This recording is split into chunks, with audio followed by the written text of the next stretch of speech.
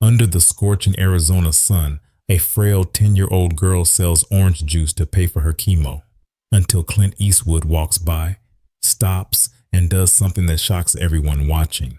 The scorching Arizona sun blazed overhead, baking the streets of Phoenix with relentless heat.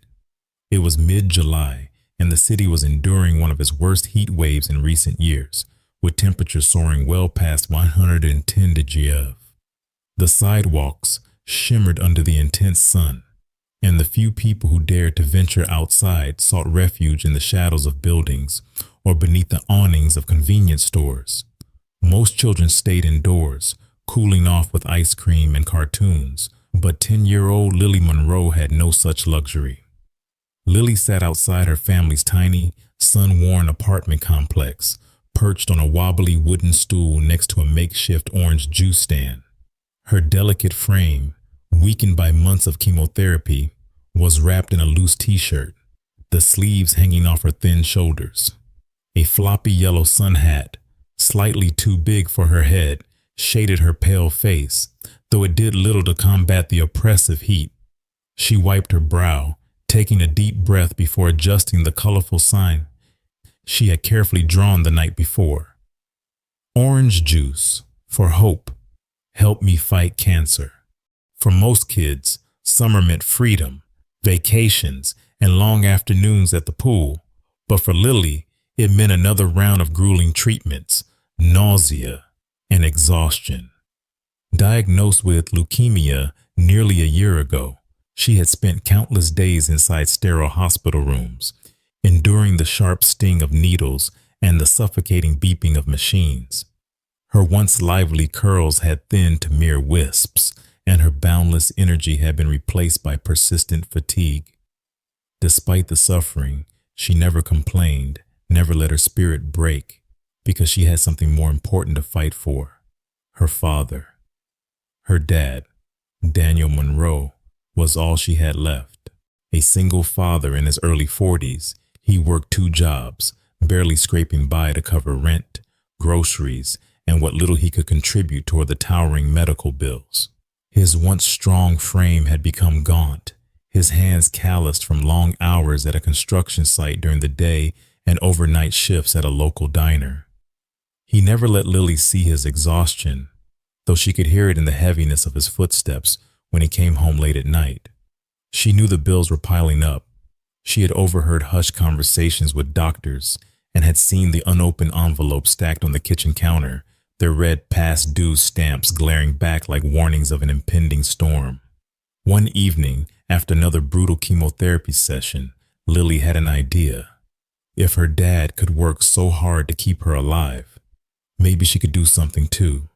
She remembered the fresh oranges he always brought home from the diner, leftovers from the morning shift that would have been thrown away.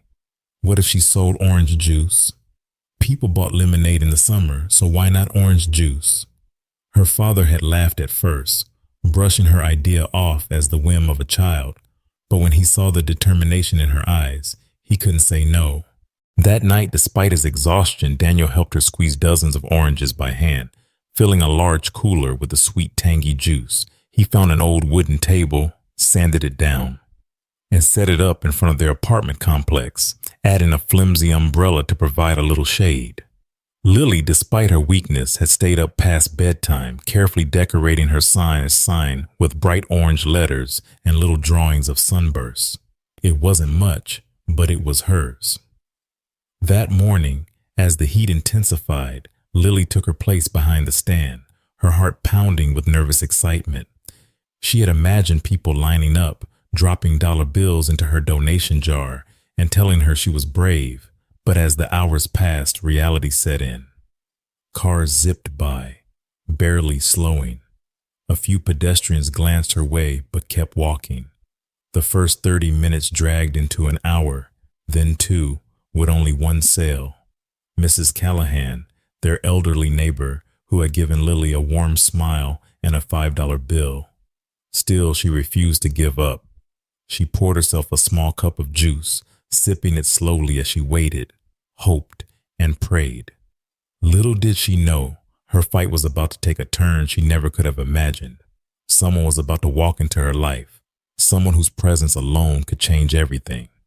The sun blazed down mercilessly as Lily Monroe adjusted her floppy sun hat, the fabric damp with sweat from the relentless 110 degrees of Arizona heat. The cracked sidewalk in front of her apartment complex radiated warmth, making the small patch of shade beneath the faded blue umbrella feel like a precious oasis.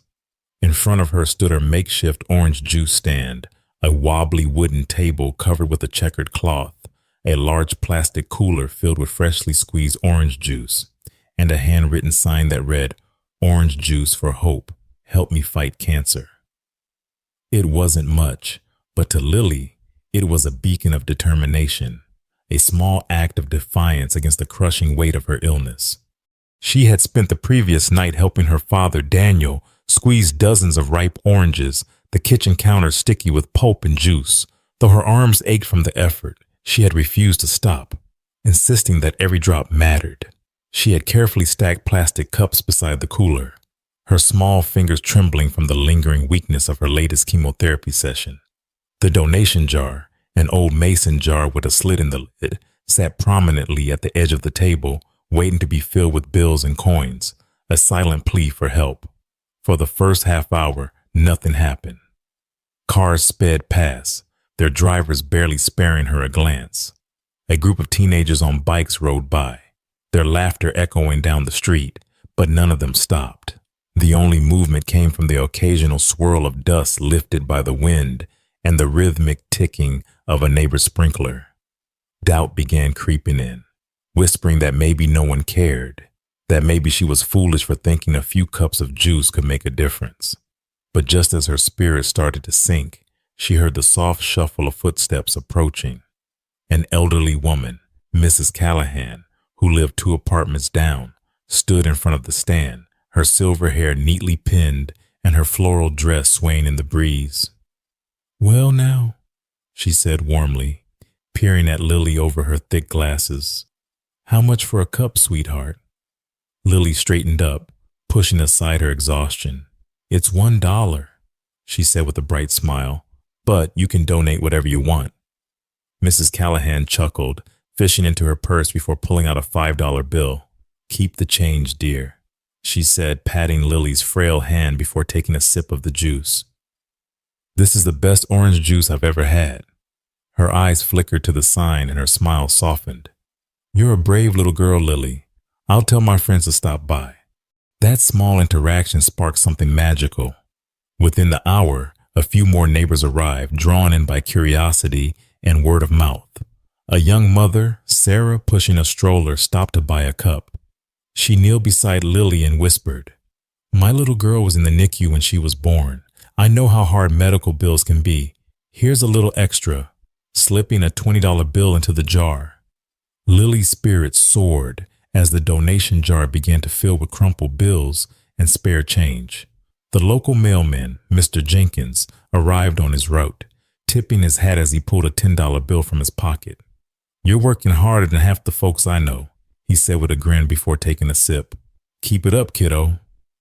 As the morning wore on, a small crowd began to gather. The smell of fresh orange juice mixed with the familiar heat-baked scent of Phoenix, and laughter replaced the loneliness Lily had felt just hours before. Some people bought juice, while others simply stopped to donate, offering words of encouragement. Children from the neighborhood, including Marco and Mia, 2 siblings Lily often saw playing soccer in the courtyard, brought their allowance money and stayed to help pour juice. Then there was the skeptical businessman. Dressed in a crisp navy suit, he approached with a doubtful expression, eyeing the stand as if it were a gimmick. "You think selling juice will pay for chemotherapy?" he asked, arms crossed. Lily, undaunted, met his gaze. "Maybe not all of it," she admitted, "but every dollar helps." She poured him a cup, her small hand steady despite the fatigue in her limbs. The man took a sip, his eyes flicking to the mason jar overflowing with bills. He hesitated, then sighed, pulled out his wallet, and dropped a crisp $50 bill into the jar before walking away without another word. Lily grinned, her confidence blooming. The day was turning into something incredible, but she had no idea that the most extraordinary moment was still ahead. Someone completely unexpected was about to walk up to her stand, and his presence alone would change everything. As the relentless Arizona sun climbed higher in the sky, Lily Monroe wiped the sweat from her forehead, her body growing weaker by the hour. The once refreshing orange juice inside the cooler had warmed slightly, and though the morning rush had filled the donation jar with bills and coins, the afternoon brought a stifling stillness. Fewer people passed by, and those who did seemed too drained by the heat to stop. She adjusted the floppy sun hat shielding her face, its fabric heavy with sweat, and tried to ignore the gnawing fatigue that had settled deep into her bones. Her father, Daniel, had stepped outside to check on her, worry creasing his tired eyes, but Lily had waved him off, determined to keep going, no matter what. But as time dragged on, doubt began to creep in. Had she made a mistake? What if she had expected too much? Maybe people only pretended to care. A few small donations here and there, but nothing that could really change her situation. The heat pressed down on her like a heavy blanket, her hands trembling slightly as she poured herself a small cup of juice, taking a slow sip to soothe the dryness in her throat. Then the worst moment of the day happened. A middle-aged man in a wrinkled polo and sunglasses strolled past, glancing at her stand with a smirk. He stopped just long enough to scoff and shake his head. "Selling orange juice for chemo?" he muttered loud enough for Lily to hear. "That's ridiculous." With a chuckle, he kept walking, kicking up dust as he disappeared down the street. Lily felt her stomach twist, her small fingers gripping the plastic cup tighter as her eyes burned with the sting of unspoken tears. She had never expected pity, but she hadn't been prepared for cruelty either. The man's words echoed in her head, sinking deep into the spaces where her fears already lurked. What if he was right? What if no amount of orange juice sales would ever be enough? What if her dream of helping her father was just that? A dream? Her legs wobbled as she took a shaky breath, determined not to cry, but exhaustion was catching up with her. She had spent the past year fighting leukemia, enduring needle after needle, spending nights in hospital beds while her father worked double shifts just to keep them afloat. She had smiled through the pain, laughed when she didn't feel like laughing, and told herself that things would get better. But what if they wouldn't? What if this battle was one she couldn't win? She looked at the donation jar, which had felt so full earlier, but now seemed tiny in comparison to the overwhelming medical bills looming over her family. Just as her resolve wavered, her father reappeared, placing a steady hand on her shoulder. "You don't have to keep going, sweetheart," he said softly, his voice thick with concern. "You've already done more than enough." Lily shook her head weakly, trying to hold on to the last shreds of her determination. "I just need a little more time," she whispered, forcing a smile that didn't quite reach her eyes. But deep down, for the first time since she set up her stand, she wasn't sure she believed it anymore.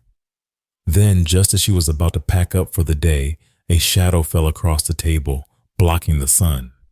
A deep, gravelly voice spoke, cutting through the thick summer air with a calm authority that sent a ripple of silence through the street. $1 for a cup of orange juice? Lily looked up slowly, her heart skipping a beat.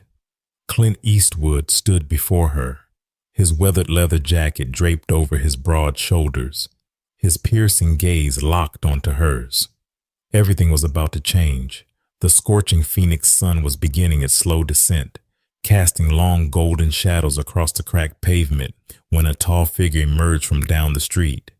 At first, Lily Monroe barely noticed him.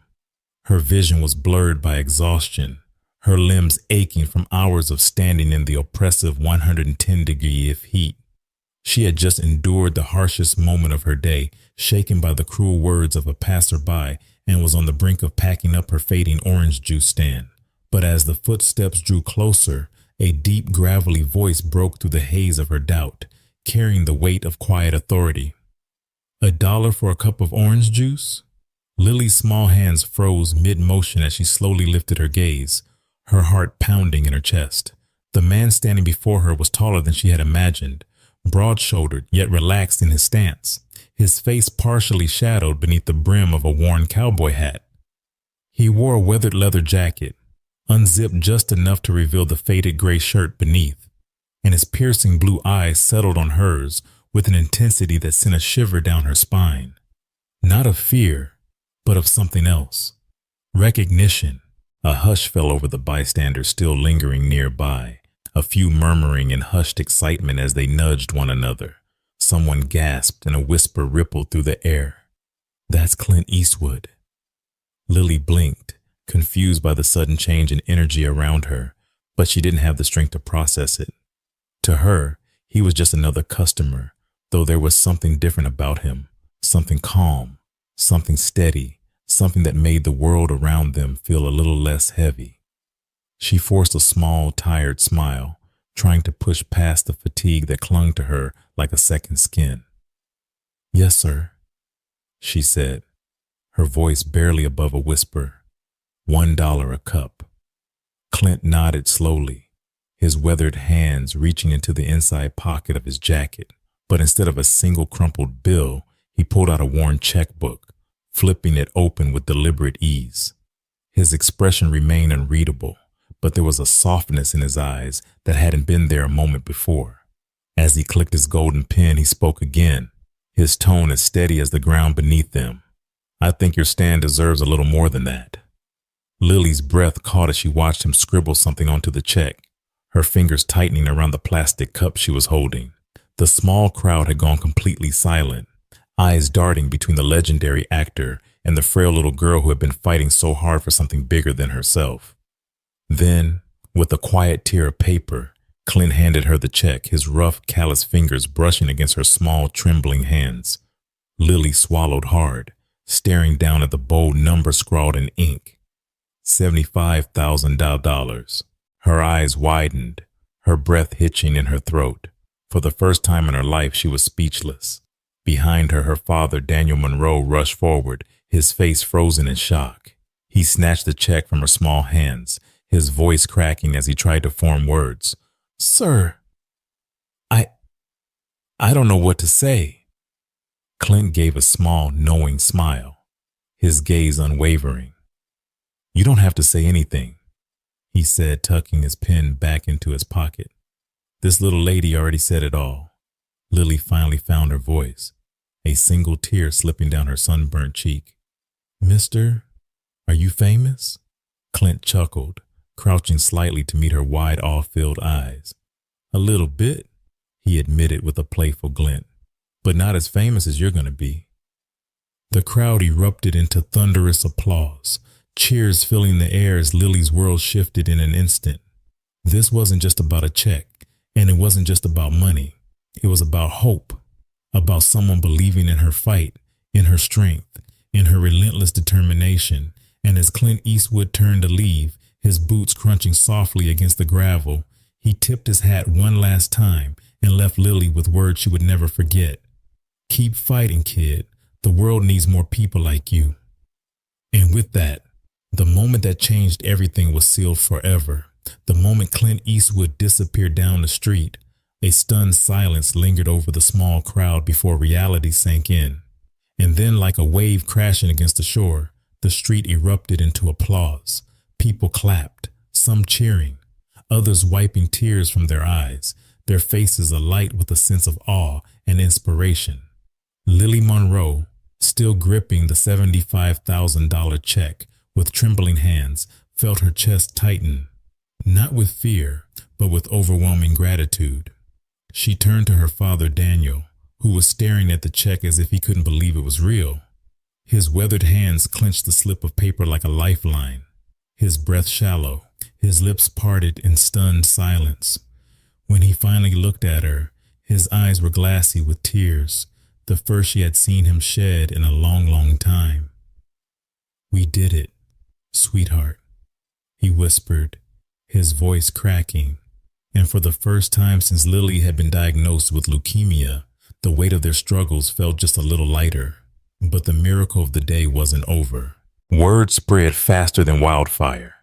A woman in the crowd, who had discreetly recorded the entire exchange, posted it online. Within hours, the video had been shared thousands of times, appearing on Facebook, Twitter, and even news sites across the country. The clip of Clint Eastwood, Hollywood legend and American icon, kneeling to speak with a frail but determined little girl at her makeshift orange juice stand became an instant sensation. News anchors praised it as a testament to the power of kindness, and before Lily could even process what had happened, reporters began arriving at her home, cameras flashing, microphones in hand, eager to tell her story to the world. Then, the donations started pouring in. Strangers from across the country, touched by her resilience and the incredible generosity she had received, began sending money, gifts, and letters of encouragement. Some enclosed small donations, $5, $10, $20, whatever they could spare, while others sent larger sums, knowing how expensive medical treatments could be. A retired veteran in Texas mailed a $500 check with a note that read, "For a fighter as tough as any soldier I've ever known." A family in New York, whose son had battled leukemia and survived, sent $1,000 along with a heartfelt letter of support. And then came the biggest shock of all, a corporate donation from a major juice company, pledging $100,000 to cover any remaining medical expenses and assist with Lily's long-term recovery. The $75,000 Clint had given her was already more than enough, but now her little orange juice stand had turned into something much bigger, a movement. Inspired by her story, children across the country began setting up their own stands, raising money for families struggling with medical bills, hospitals, and cancer research. The hashtag had orange juice for hope trended on social media, and soon schools, churches, and local businesses were joining in, turning what had started as a desperate attempt to help a little girl into a nationwide act of compassion. But for Lily, the most precious gift wasn't the money or the fame. It was the newfound sense of hope. With the weight of the medical bills lifted, she could now focus on healing, spending more time with her father, dreaming about the future, and helping others the way she had been helped. She and Daniel decided to start a foundation, using the extra donations to support other children battling cancer. And every year on the anniversary of that life-changing day, she would set up her stand again, selling orange juice not to save herself, but to save others. Then one evening, a package arrived in the mail. It was from Clint Eastwood himself. Inside was a framed photo of the moment they had shared, along with a handwritten note, "Lily, keep fighting. The world needs more people like you. Clint." Tears spilled down her cheeks as she clutched the letter to her chest, her heart swelling with pride and gratitude. That moment and everything it had set into motion was proof that kindness was contagious, that even the smallest acts could create ripples that reached farther than anyone could imagine. And all it had taken was one little girl, one orange juice stand, and one extraordinary man who believed in her fight. 1 year later, on a bright and breezy summer morning, Lily Monroe, now 11 years old, stood in front of a brand new orange juice stand, a sturdier, beautifully painted version of the rickety table she once sat behind. The words "Orange Juice for Hope" were emblazoned across the top in bold, cheerful letters, and beneath it a simple message read, "In honor of every fighter who needs a little hope." The hot Arizona sun bore down on the streets of Phoenix just as it had on that unforgettable day. But this time things were different. This time Lily wasn't selling orange juice to save her own life. She was selling it to save others. With her health improving and her father Daniel no longer crushed under the weight of medical debt, Lily had found a new mission: to give back to the family still fighting the battle she had once fought herself. Over the past year, her story had inspired thousands, sparking a nationwide movement that had raised millions for childhood cancer research. What started as a desperate attempt to help pay for chemotherapy had turned into something far greater than she had ever imagined. From small towns to bustling cities, children across America had set up their own stands, selling orange juice with handwritten signs that read, "Orange Juice for Hope." Every time she saw a new stand pop up on social media or heard about a school hosting a fundraiser in her honor, She felt a warmth in her chest that had nothing to do with the blazing summer heat. As she poured a fresh cup of juice for a smiling customer, a familiar voice made her pause. "Still the best orange juice in town, I see." Lily turned, her heart skipping a beat, and there he was, Clint Eastwood. He stood at the edge of the stand, hands in the pockets of his weathered leather jacket, his signature calm smirk tugging at the corner of his lips. Though he wasn't one for grand entrances or unnecessary words, his presence alone spoke volumes. The small crowd that had gathered around her stand immediately fell into hushed whispers, some nudging each other, their eyes wide with recognition. But for Lily, it wasn't about the fame or the cameras that always seemed to follow him. It was about the man who had changed her life with a single act of kindness. Her smile stretched wide as she grabbed a cup and poured him a cold, refreshing serving of orange juice, just as she had done a year ago. "It's still $1 a cup," she said playfully, though they both knew she would never take his money. Clint chuckled, shaking his head as he reached into his pocket, not for his wallet, but for a small black velvet box. He placed it gently on the counter, his blue eyes twinkling with quiet pride. "I think you've earned this," he said simply. Lily hesitated before picking up the box, her fingers trembling as she flipped it open. Inside, nestled in soft fabric, was a gold medallion inscribed with the words, "For strength, courage, and hope, the Clint Eastwood Foundation." Her breath hitched, tears welling in her eyes as she traced the engraving with her fingertips. She looked back up at him, speechless, but Clint only gave her a knowing nod. "You remind me of someone I used to know," he said quietly. "Someone who never backed down from a fight." Lily swallowed the lump in her throat, gripping the medallion tightly before slipping it around her neck. She wasn't just a kid selling orange juice anymore. She was part of something bigger than herself, something that would live on long after she was gone. As Clint raised his cup in a quiet toast to her success, Lily did the same, her heart swelling with gratitude. This was no longer just a stand on a street corner. It was a symbol of what kindness could do, a testament to how a single act of generosity could spark a movement, change lives, and leave behind a legacy of hope. And as the cameras clicked, as customers lined up around the block, as strangers from all over the country donated in her name, Lily knew one thing for certain. Even the smallest voices can create echoes that reach farther than anyone ever imagined. And all it took was one little girl, one orange juice stand, and one extraordinary man who believed in her fight. In life, small actions can lead to extraordinary change. Lily Monroe's story proves that kindness, resilience, and believing in something bigger than yourself can create ripples that extend far beyond what you can see. Today, the world often feels overwhelming, and problems seem too big to fix.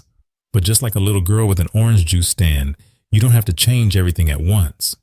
Just start where you are, with what you have.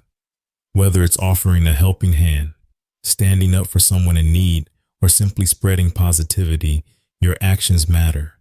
Never underestimate the power of generosity or the impact of a single moment of encouragement. The people who truly make a difference aren't always the loudest or the wealthiest. They're the ones who refuse to give up, even when the odds are against them. So whatever your struggles, whatever your dreams, keep pushing forward. Sometimes all it takes is one moment, one person, or one act of kindness to change everything.